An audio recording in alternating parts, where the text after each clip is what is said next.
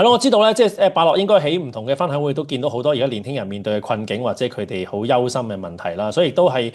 我知道阿 Victor 咧最近都做咗啲 study 啦。咁其實因為而家我哋個市場上面咧受到 AI 嘅衝擊咧下咧，即係其實好多所謂嘅創業導師咧都話啊，我哋所有人咧都要創業啦，嚟緊全部都要成為 entrepreneur 啦。但係其實大家都應該明白，其實創業嘅成功率就唔係好高嘅。但係如果社會入邊咧普遍嗰個觀點就覺得淨係得一種嘅出路嘅話咧，咁可能未必係反映個現實啦。Victor 你點樣睇咧？我哋上幾集都講到有 solo entrepreneur 呢樣嘢啦。如果你呢方面有個